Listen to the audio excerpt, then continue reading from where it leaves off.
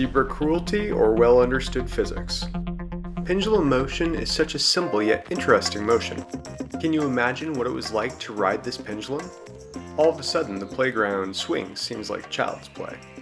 Pendulum motion is so interesting that we even build theme park rides out of it, like this one at Six Flags. You may not realize it, but you probably have a pendulum somewhere inside your home. And if that's not enough, keep in mind there are a lot of people who believe it has hypnotic powers.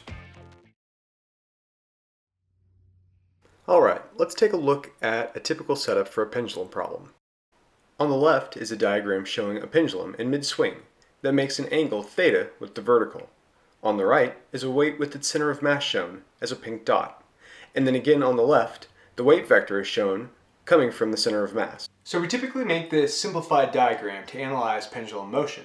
And one of the first questions we ask is, what is the period? That is, how long does it take the pendulum to complete one full swing back and forth?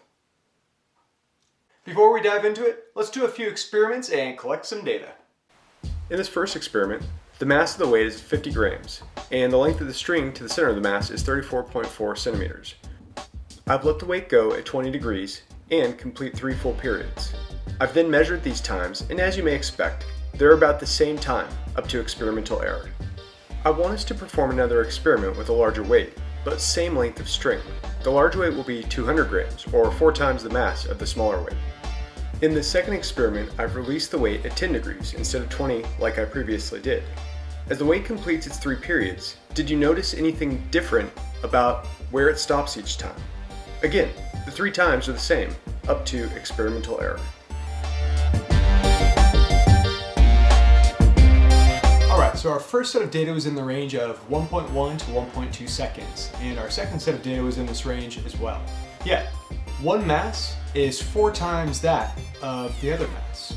And the starting point of the smaller mass was twice that of the starting point or starting angle of the bigger mass. So this seems to suggest that mass and starting angle may not have much to do with the period of the pendulum.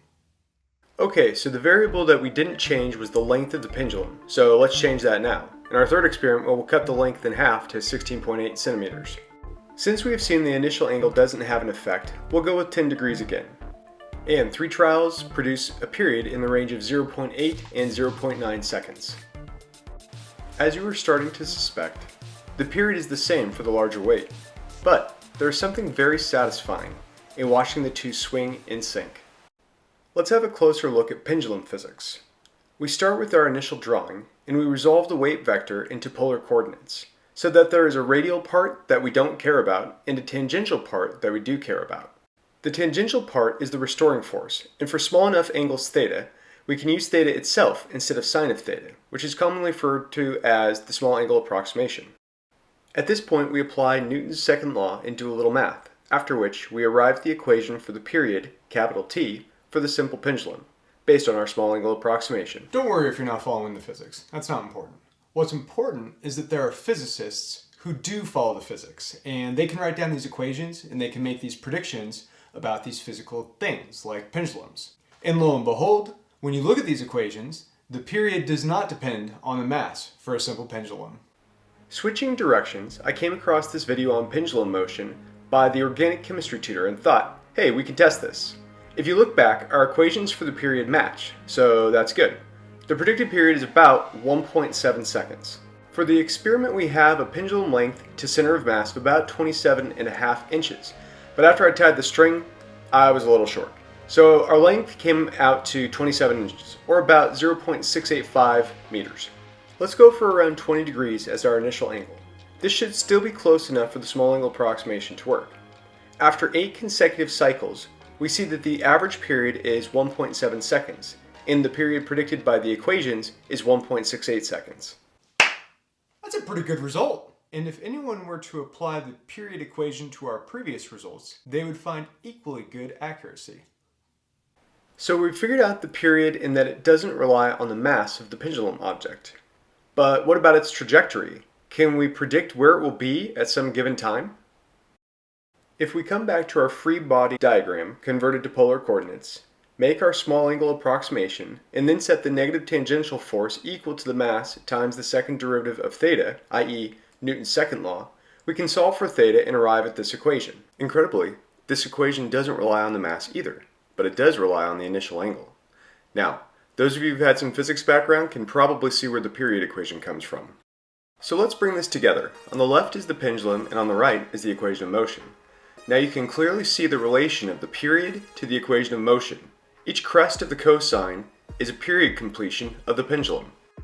If we overlay our equation of motion on one of our previous experiments and plug in the values, we see this. I hope you find this as satisfying as I do. Notice how the period stays the same, but the length of the swing starts to diminish for the actual pendulum. Alright, so we actually did some real science together. We performed a number of experiments and collected some data. We validated the equation for the period of a simple pendulum with our data. We even kept the organic chemistry tutor honest and checked his work with our data. Then we went even further and we derived the equation for the simple pendulum, its equation of motion, and we validated that with our data. Fantastic! But there's still one question from the beginning that we haven't answered. Did we harm the zebra in the making of this video? Well, fortunately, the answer is no. As you can see in the slow motion video, the pendulum never actually reaches the exact same spot it previously was, due to small amounts of friction and air resistance. I hope you enjoyed doing some science together. Thanks for watching, and if you enjoyed the content, make sure to check out some of our other videos, and I'll see you on the next one. Oh wait, one more thing. Check out how the period changes when we use an angle that the small angle approximation cannot be applied to.